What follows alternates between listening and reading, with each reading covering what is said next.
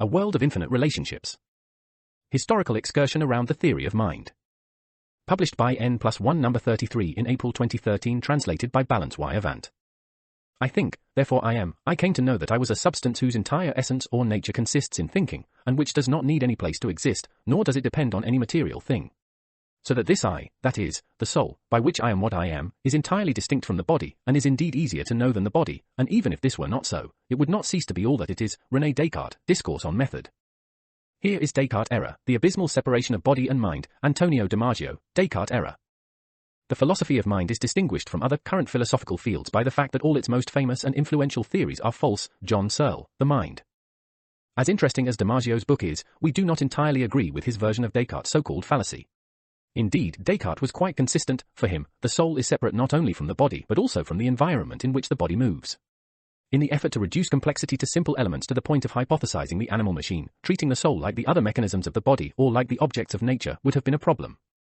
Excluding the possibility of eliminating the spiritual element, identified with one's own being, I, the soul, this element had to remain distinct from the whole. And since it could not help but communicate with the body, it did so through a bridge identified in the pineal gland. This may make us smile, but from the point of view of the whole it did not make a wrinkle. The important thing was to postulate that the soul existed and had a special nature. Once its existence was asserted, it could not be placed at the tail end of the mechanical body, it had to be in front of everything and interact with everything. Descartes, however, is the first philosopher to lay the foundations for a modern theory of knowledge with the method.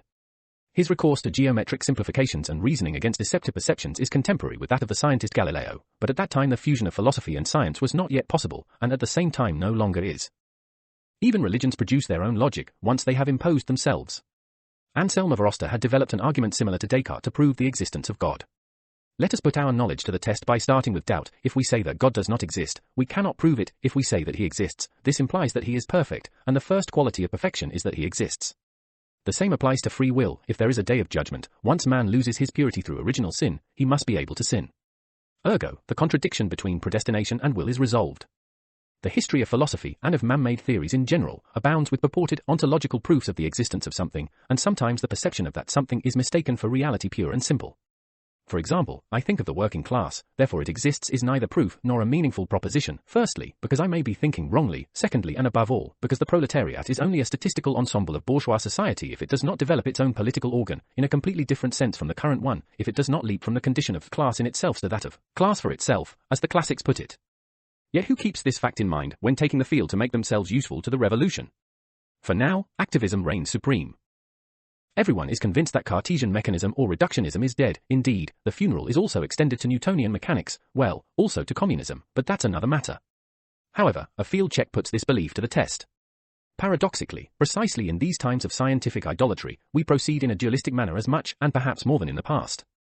On the one hand, we see enormous strides in technical scientific achievements, requiring increasing doses of formalization of reality, i.e. its reduction to simple elements. On the other, we see the spread of fundamentalist superstition, of mysticism that affirms without the need for demonstration. It is the triumph of the mind over tangible reality, of the soul standing somewhere, separated from the body and the world. Reducing complexity to simple laws that explain several seemingly unconnected phenomena is still useful today if the operation is conducted judiciously, but continuing to put the soul, or mind, before the body and the surrounding nature is deleterious. It is a weapon of mass destruction in the field of knowledge. Yet the I think, therefore I am still prevails over its materialistic overthrow. I am, therefore I think. Having emerged from the animal condition, we felt so proud and satisfied with our acquired capacity for thinking that we made it our perennial religion. In the field of action I think, therefore I do has become the prevailing dogma. Since it works for industry, with its designs, etc., we believe it also works for society. In a human society that used acquired knowledge to design itself, this would be normal, but today in the social field, materialistically, we continue to do first and then think, to make disasters and then rush to patch them up. And we gather the patches into parliaments, i.e. priests in temples, from which we raise hymns to the spirit and democracy. Fortunately, our supposedly isolated thinking is immersed in billions of other isolated thoughts, so that in the end it turns out that there is nothing isolated at all, and that, if we want to achieve anything worthwhile, we must activate our social being to the full. Unfortunately for us, the split persists. We are ideologically individualistic and selfish, despite the fact that daily practice obliges us to socialized work. What's more, we believe in selfish individualism despite the fact that our own biological program has evolved into a system of relationships, signs, languages, action, and feedback, a system that has given rise to specific areas of the brain and even mirror neurons that put us in a symbiotic relationship with our fellow man. Paradoxical short circuit. We are talking about a world of infinite relationships, within which our organism has formed and evolved from coded behavior. To describe the behavior of an observed requires an observer, and that is already a relationship. The observed can be a single living organism, or a social organism, any system. The description we call behavior will have somehow registered certain changes of state within the observed due to perturbations of the environment. These changes are usually homeostatic, intended to compensate for boundary events. I put on a sweater if it is cold, but they can be reactive, i.e. involve amplified feedback. I go to repolarize the thermostat. The source of the state change is never our nervous system but the environment. The latter can be composed, and generally is, of many individuals, many interacting nervous systems, which reciprocally induce internal state changes. A condition that our current has called social polarization, an autopoietic, i.e. self-fulfilling movement, aged Maturana. The relationship between the environment and our nervous system is determined by evolution and produces internal state changes that tend towards equilibrium. The relationship between the environment and all nervous systems, and between the nervous systems themselves, is determined by the aforementioned state changes and tends to amplify. Humanity seems biologically destined for a contradictory dynamic, a struggle between conservation and revolution. Indeed, the sensory apparatus comprises not only the cells that act as receptors to the external world, but also those that represent both the interface with the internal world and the latter's intimate structure, which is the body-brain unit. And all of them influence the state of the neuronal network, which in turn modifies the states of the motor centers, language, etc., all phenomena that serve the individual organism to communicate with other organisms through words, signs, behavior. This set of dynamic relations leads our organism to represent itself in relation to the world in two ways, depending on the determinations that have shaped it. On the one hand, it adopts an elementary materialistic view, for which there is the thinking organism that perceives through the senses what is out there and nature that evidently exists even without the observer. On the other hand, an idealistic view for which the reality of nature is nothing more than an interpretation of the mind. The individual brain seems unable to achieve a synthesis of the two conceptions without causing a short circuit between its diverse areas, and therefore adopts one or the other. The collective brain, on the other hand, is rather refractory to this dualism and confines it to its proper place, namely philosophy. For the collective brain there cannot be an outside and an inside, since it results, as we have seen, from the infinite relationships between individuals and between them and the environment. In any case, the conformation of a brain, whether individual or collective, is not made to respond to input and output in the traditional sense, as machines do. They are designed by us, it is we who need an interface to interact with them. The brain, the nervous system, was not designed by anyone. It is the product of billions of years of evolution, so in a sense it is not made to acquire information from the outside, but has co-evolved with this outside, if we want to call it that. It lives in symbiosis, it registers configurations of the environment and of itself with the environment, establishing which are perturbations and which are not, what changes they may cause in the organism. This is why a computer, no matter how powerful and perfected, can never really function like a brain, unless it makes the leap from chips to biocells, i.e. it becomes a brain. Today, it is fashionable to talk and write about the so-called mind. There are countless publications on the subject, whose authors come from every scientific discipline, ranging from philosophers to psychologists, from cyberneticians to ethologists, from physicists to biologists. And they are four-finger-thick volumes, flanked by thousands of articles. It almost seems as if the program of work on the theory of knowledge, defined by our current in the 1950s-60s, compared to n+1 n15 to 16, has anticipated a generalized need, which is manifesting itself not only as curiosity but as the overcoming of commonplaces, a scientific deepening that has given rise to a true cognitive revolution. H. Gardner. Consciousness, strictly speaking, does not exist. If one defines it as the capacity of the body and mind to be aware of itself, one might as well say that consciousness is the awareness of being conscious. The Critical Dictionary of Philosophy, André Lalande, admits the difficulty and, quoting William Hamilton, advises against it. There is a logical pitfall. To define consciousness would require something external to it. Let us follow Hamilton's advice and content ourselves with saying what consciousness is not, at least for philosophers. It is not simply perception. It is not simply cognition. It is not simply a nervous condition of our organism. Marx likens it to language, which is our primary means of production. Consciousness is properly only a network between man and man. Only as such was it forced to develop. The solitary man would have no need of it. Only conscious thought determines itself in words, i.e. in signs of communication, with which it reveals itself at the origin of consciousness itself. To put it briefly, the development of language and that of consciousness go hand in hand, German ideology. Great, network between man and man, consciousness as part of the social brain, language and consciousness develop together. What to add? Philosophical thinking individual, down. At the origins of consciousness? It was inevitable that modern cognitive science would deal with the variations in the capacity to know as evolution proceeded. It is generally agreed that there is no substantial difference between the cognitive mechanisms of a microscopic organism equipped with sensors, a bacterium, and the self-appointed sapiens man. Of course, the more evolved organism deploys a greater variety of sensors and refines the methodology of its nervous system to use them. If we dwell on man, we can see that from the Paleolithic period onwards, he has not further evolved in terms of refining the biological means to know, and, as we have studied from several points of view, the increase in cognitive power has been achieved with the aid of artificial means that amplify the senses. This explains the contradictory behavior of individuals and even more so of groups. For his technical achievements, man has a great capacity for design, execution, and control of the results, but when confronted with social facts, he can only develop a theories of chaos, as Marx said when referring to the random, unscientific proceeding of political economy. In the case of relations with his peers within groups, man is in an even worse situation, since situations occur that are identical to those typical in the lives of other primates. The tragedy is that he has lost the capacity for control due to instinct, fine perception in relation to the environment, and the system of social signs that govern herds. D.O. Morris. We have seen on several occasions how effectively Leroy Gohan, an author who offers many hints for refining our theory of knowledge, demonstrates how profound is the gap between man's biological evolution and the artificial one, concerning the artifacts and structures that now cover a large part of the planet. At the same time, he also shows how contradictory is the persistence of animal characters in the context of today's civilization while we have lost the skills and sensitivities we once had. Modern man knows more than our ancestors, but is unable to say anything meaningful about them, even based on the abundant archaeological material. After all, not knowing one's origins is like not knowing oneself. That is why he says giant rubbish every time he tries to decipher his childhood. He is capable of looking at a cave painting and exclaiming, "Oh, how modern!" Of discovering the prehistoric roots of obsidian or red ochre and writing an article on the markets of 30,000 years ago and the use of currency for exchange. To excavate a Paleolithic burial with signs of funerary activity, coloring with ochre, presence of flower pollen, alignment of stones, etc., and not resist the temptation to proclaim to the world that man has always been religious. But what kind of theory of knowledge can one expect from bourgeois man if all he can do is project himself and his own ideology? In a very effective booklet entitled The Religions of Prehistory, Leroy Gohan finely ironizes against those crude representatives of science who are unable to observe with detachment what nature unfolds before their eyes and feel the irresistible urge to give an artistic touch to the findings by drawing on their imagination. Of course, it shows that in prehistoric times there was no religious practice in today's sense, and that the most important discovery is the difference between our living practices and those of our ancestors, not the invented similarity. All we can do is classify the found material and derive reasoned statistics from it, since regularities, or invariances, are the basis of science. In doing so, we do not introduce arbitrary elements of knowledge, and we realize that so-called primitive man not only knew his world better than we know ours, but possessed a theory of knowledge, hence, for those who want to call it that, of consciousness. Consciousness and labor. The starting point is the production of objects or the modification of the environment in order to facilitate the processes of everyday life and their reproduction. Having verified that this is intentional, one proceeds to classification and interpretation. Man has been producing objects for a couple of million years, and this has influenced his evolution.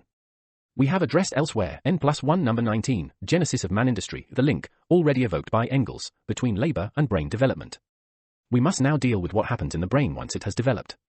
Let us leave aside the whole of the early period in which instrumentation and modification of the environment are insignificant, at least from the point of view of the present research, and focus on the Upper Paleolithic, which spans 40,000 to 12,000 years ago. This is the period when Neanderthal man became extinct as our species spread across Europe. This period has passed on to us in the form of archaeological finds, only a very small part of its production or industry. A large part of the artifacts useful for everyday life were made of organic material and have dissolved. Worked stone objects, bone objects, footprints, traces of huts and hearths, Rupestrian figures, and inhumations have been preserved. Let us briefly review the information we are able to derive from these intentional results of human activity. Worked stone, axes, burins, scrapers, knives, etc., allows us to reconstruct broadly the purpose for which it was produced, especially hunting and the processing of its products. Bones found in large numbers in contexts that indicate human presence testify firstly to the residues of meals or collectively slaughtered game, secondly to deposits formed over millennia following the natural death of animals. Processed bones, on the other hand, are a fundamental source of information on all human activities of the time. Harpoons and hooks evoke fishing, spearheads and propellers hunting, needles the existence of clothing. The jewelry, the flutes, the steatopygial statuettes, the scapulae with notches indicating forms of counting make us think of forms of symbolism and abstraction. Fossil footprints of human feet are generally isolated and provide little information. Those of huts with hearths and signs of various workings, on the other hand, give us the possibility of extracting much data. Traces of similar activities have also been found in caves. Cave representations, beautiful and obtained with refined techniques, offer a great deal of information about themselves, but, paradoxically, less about their purpose than we get from a very modest flint scraper. Finally, inhumations, some Neanderthal burials from the Middle Paleolithic, i.e. very ancient, appear to have been intentional, but sapiens only began to bury the dead with clear signs of burial ceremonies in the Upper Paleolithic, roughly at the time of the earliest cave figures.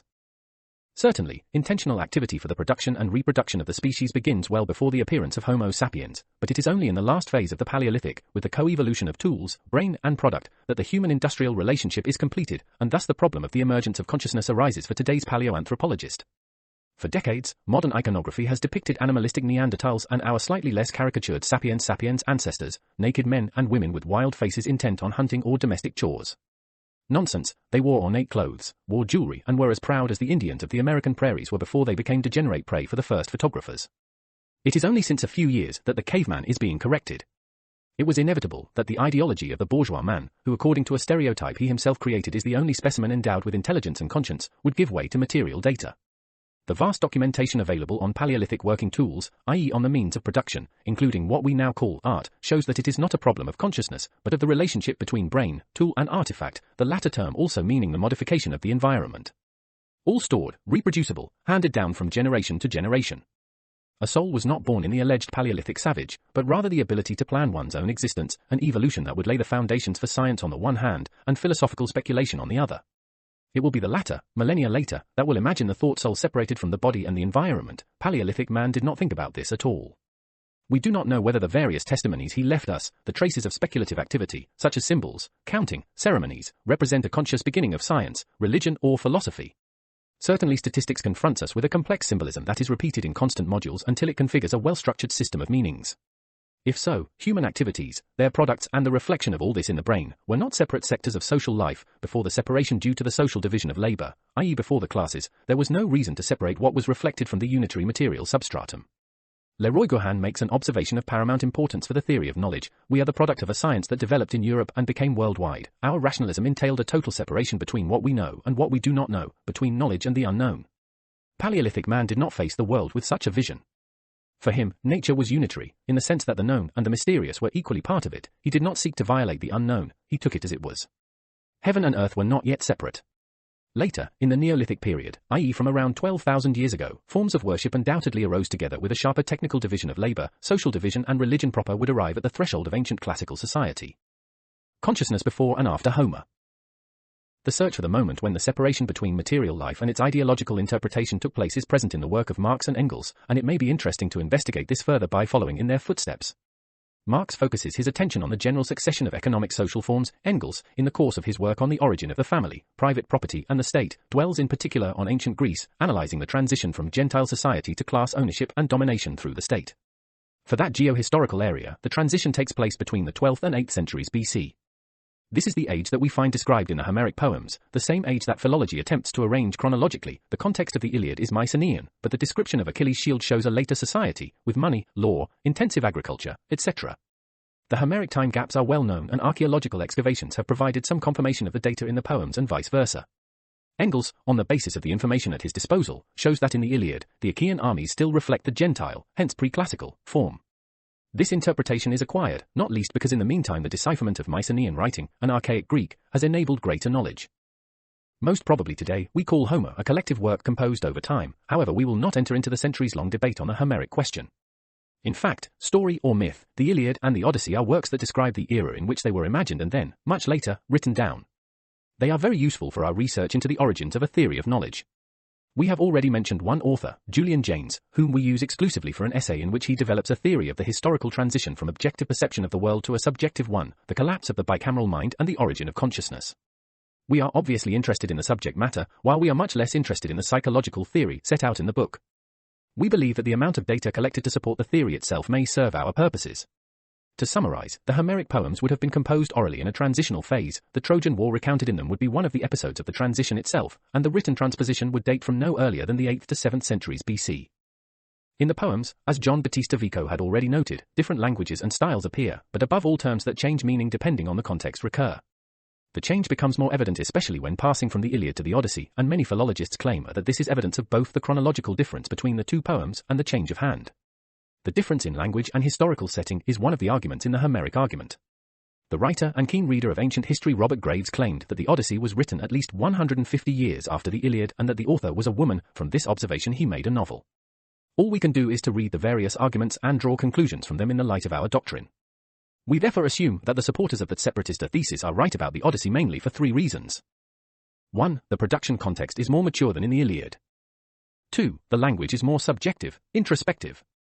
3. The female figure loses her tragic grandeur and becomes more human, while the setting becomes more magical and divine. Jaynes bases his theory on 4 variations in the meaning of the recurring terms we have mentioned, referring them to different phases.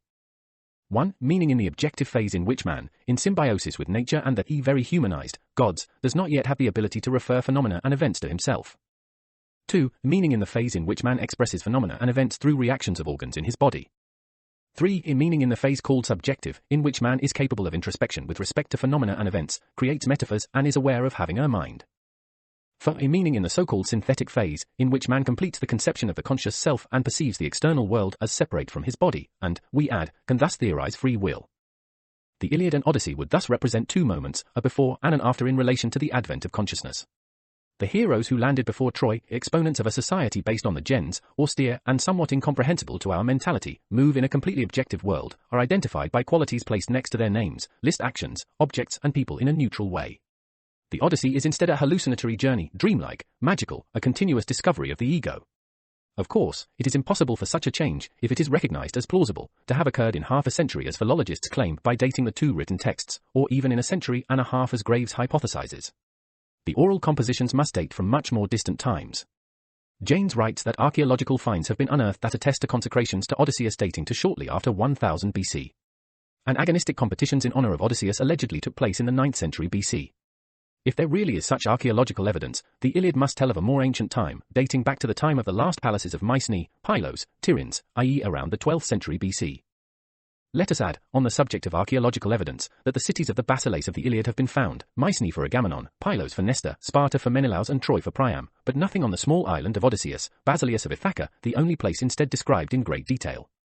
This suggests a shift from mythologized reality in the tale, to pure and simple narrative, to literary invention. Whatever the exact version of the advent of consciousness, and bearing in mind that the psychoevolutionary version a la Janes is not satisfactory, we are nevertheless faced with a period of drastic change. The emergence and development of a new written language is a sure indication of this, given that language is a means of production, just as the collapse of the world that preceded ancient classical society is significant. The Lost Paradise. Bourgeois ideology has a main trunk but also shows a series of lateral branches that represent robust ramifications. Subservience to capital dominates, although this manifests itself with diversified facets. For example, everything from the past that can be turned into a commodity survives in mystified form. This nostalgic branch even finds its own self-justifications in an apparent rejection of capitalist categories. It is well known that the consumer practices linked to the new age current produce a turnover greater than that of the major multinationals, and on the other hand the whole esoteric, dietrological, mystro-focused milieu, which is not directly linked to profit but which represents a robust collateral branch of ideology, is very successful. The same applies to the primitivist ramification, which at least has the dignity of radical rejection, i.e. subjective negation of capitalist categories. One should ask oneself why this proliferation of the esoteric irrational. We are all a product of evolution even if, as far as social feeling is concerned, we are above all a product of the environment in which we are immersed. Today's irrationality and forms of nostalgia for a time gone by may be remnants of a distant past, proven indirectly by studies such as those of Leroy Gohan, Desmond Morris and Julian Jaynes himself, who deals with it directly. Neuroscience already offers answers to such questions, which are more convincing than psychologically based ones. Daniel Dennett and Steven Pinker's computational model or Noam Chomsky's innatist theory of language, although under fire for some slips into vulgar materialism, may offer a partial answer.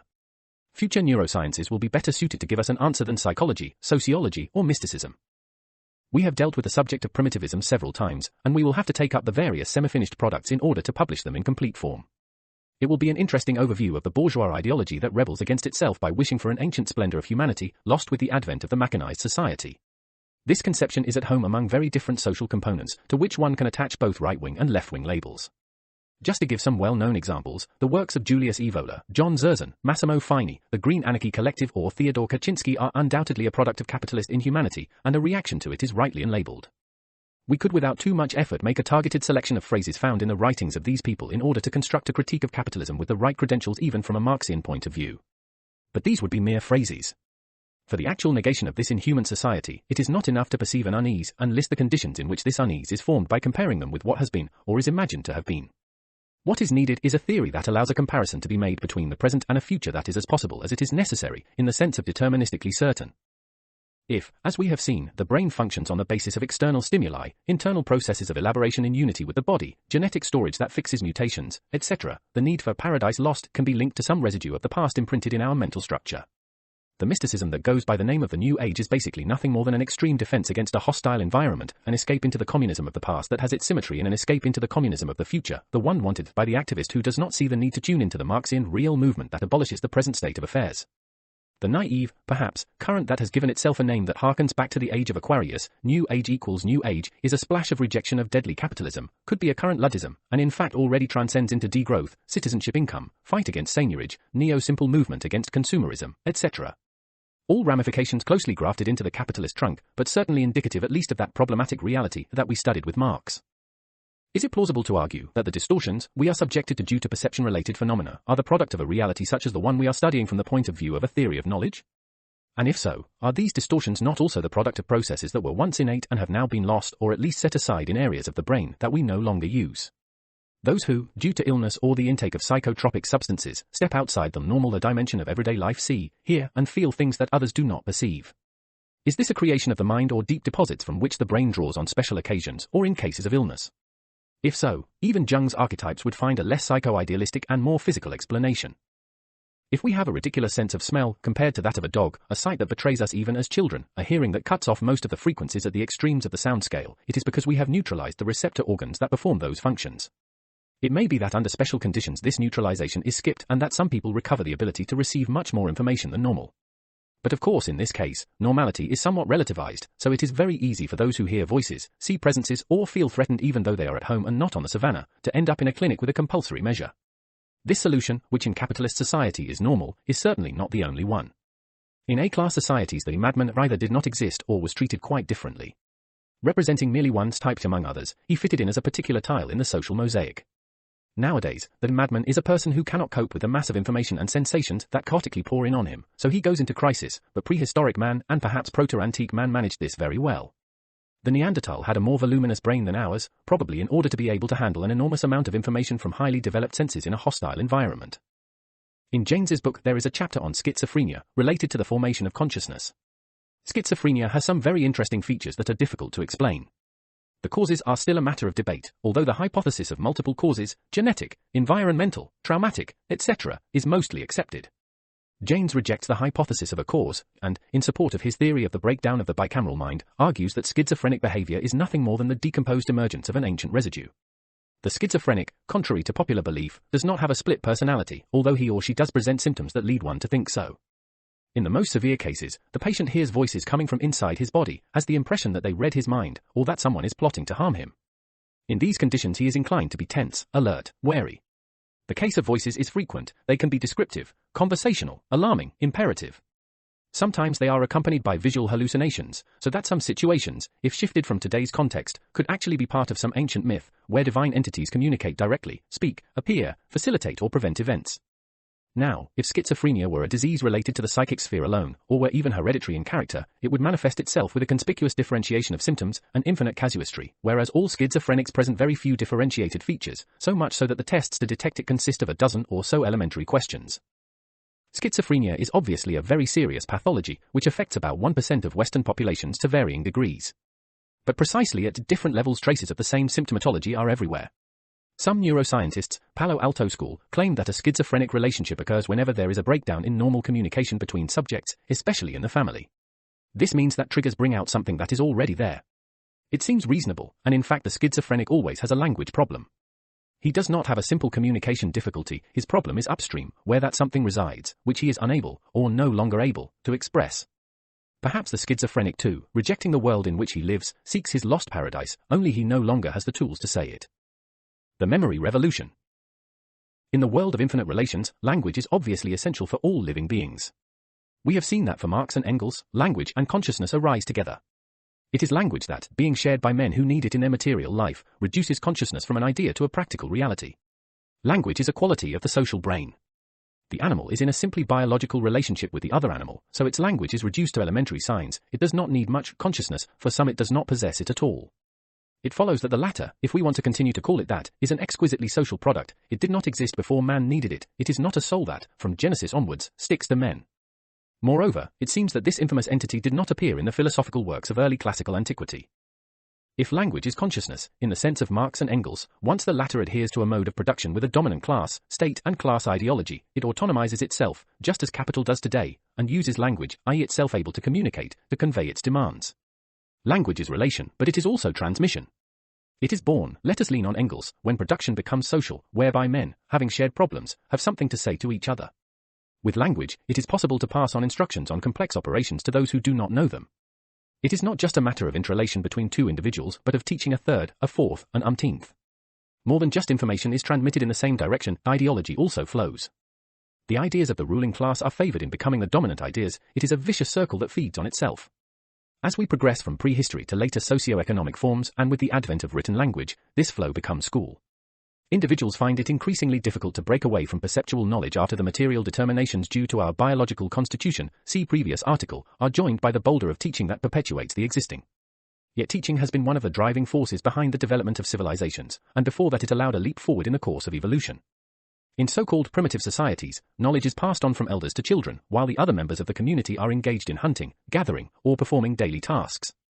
But in the Paleolithic period, at least up to 30,000 years ago, life expectancy was so short, around 30 years, that it did not allow 3 generations to coexist in life. According to the author of an article in Scientific American, Rachel Kaspari, the increase in average lifespan allowed grandparents and grandchildren to coexist for the first time, with important consequences for evolution. The elder, in fact, is the repository of transmissible knowledge, hunting techniques, plant recognition, tool making, tribal genealogy and relations with other human groups, etc. Thus, even through a kind of grandfather theory, we have arrived at a contradictory unity between conservation and reaction. Elders transmit knowledge of the past, and in this they represent conservation, but they also encode and transmit a quantity of information that was not previously accumulated, so that a qualitative, revolutionary leap becomes inevitable. The author's hypothesis in question has consequences that are strangely not developed. With a direct relationship between grandparents and grandchildren, it is clear that the transmission of information must sooner or later take on a different structure from the time when grandparents were not around and children learned by means of randomly disseminated, or at least unstructured, information. With the unambiguous transmission of the elderly, speech becomes more organic, flows from one topic to another probably in the form of stories, trains a robust memory to recall them and produces musical diction to facilitate memorization. Homer and what he represents are rooted in the primordial oral storage and transmission of knowledge, a huge task. What we have left of the Iliad, which translated and printed in prose is a book of some 400 pages, recounts in sung verse only 50 days, 7 weeks, the wrath of Achilles, of the Trojan War, which lasted 10 years. We can assume that the Odyssey is a similar fragment. Both poems were therefore much more extensive than an individual could easily remember, and each itinerant Edo sang a portion of them accompanied by the zither. What did the sung Iliad convey, then, with voice inflections on key words that varied in meaning according to context? We cannot know, but certainly more than it can convey to us today. Each Eddie went from town to town reciting the memorized portion, and so the entire poem became the heritage of all through a collective brain of Eddie. So did the Thespians. A play could last a whole day with competition between authors, and probably, much later, the first philosophers. As part of everyday life, statues, bas-reliefs, frescoes, and painted ceramics were everywhere transmitting knowledge. Art as we understand it today did not exist at all. 3 centuries after Homer's time, a new mode of production was being consolidated by superimposing ancient and new aspects of the social brain. Consciousness had not yet imposed itself, and therefore there was no soul either, hitherto conceived of as a simple life breath that left the body at the moment of death. But here it appeared a century later, with the generalization of property, slavery, money, and philosophy. The soul is introduced by Socrates, and since then we have also been split philosophically. Descartes' error? We come full circle where we began. 2,000 years after Socrates, Descartes is considered one of the founders of modern philosophy. He keeps the soul separate from the body and nature. He does this in a strange way. He calls the soul, or consciousness, or mind, and intelligent nature distinct from corporeal nature, but considers this dualism a flaw, so he calls in the power of God to guarantee non-contradiction. God whose existence he has, of course, first ontologically proven, like Anselm of Aosta, adding a comparison with the completeness of geometry. Leibniz criticizes Descartes for his nonchalant use of a God who only serves to make ends meet, as if God does not propose any purpose or any good when he acts. It is a veiled accusation of atheism, and indeed the Cartesian God does not affect nature, from which the philosopher has removed all purpose. Despite all professions of faith, the Cartesian God is like Laplace, the science of nature does not need that hypothesis. Leibniz would not be the only one to suggest Descartes atheism, and indeed even on the subject of the soul consciousness the latter verges on heresy. The rational soul can in no way be drawn from the power of matter, but must be specially created, and it is not enough that it be placed in a human body like the pilot in the ship, but it is necessary that it be joined to it and united more closely so that a true man may thus result. Discourse on Method. Implicit here is a criticism of St. Augustine, who calls the soul the helmsman of the body, but not in defense of St. Paul, for whom soul and body are inseparable. Even today this formula is in the official catechism. The conjunction invoked by Descartes is not the union of Paul, otherwise one would not understand the expedient of the pineal gland, conceived as a kind of transceiver that allows communication between separate entities.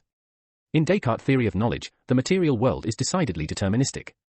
All living organisms are governed by physics, no more and no less than inanimate matter, with the difference that the human body corresponds to a soul, or consciousness, or mind, but inexorably located elsewhere than the body.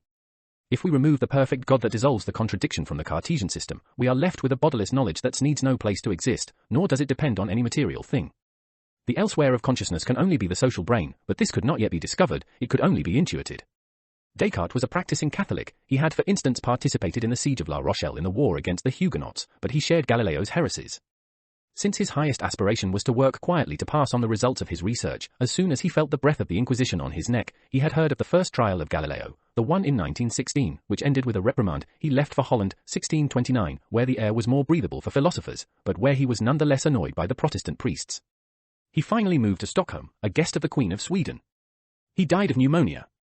The suspicion that his Catholic orthodoxy was only a cover for substantial heresies is more vivid than ever. Reading him, he seems sincere, but that does not detract from the fact that his rationalistic philosophy was a powerful mine to blow up medieval and Renaissance scholasticism. It almost seems as if Descartes' souled consciousness is not a specific entity of the individual but something more, as if we are not dealing with a simple dualism between soul and body. Why does he need to specify that even if the body did not exist at all, the soul would not cease to be all that it is?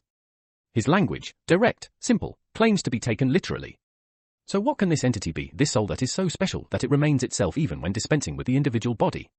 It is clear that we have a hypothesis in mind, and the key to its plausibility is perhaps found in the 6th chapter of the Method, in which Descartes argues that the speculative philosophy taught in his time, scholasticism, could be replaced by another that was practical science, capable of improving human life. Examples follow.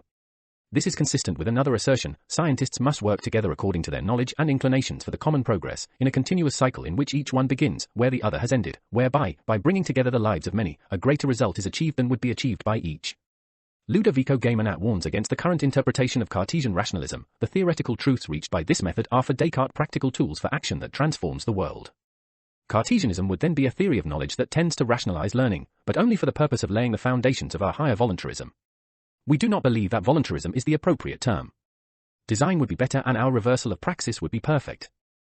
At this point soul, mind, consciousness are all that represents accumulation of collective knowledge, the continuous cycle of science, that can be transmitted to the body as a performing instrument.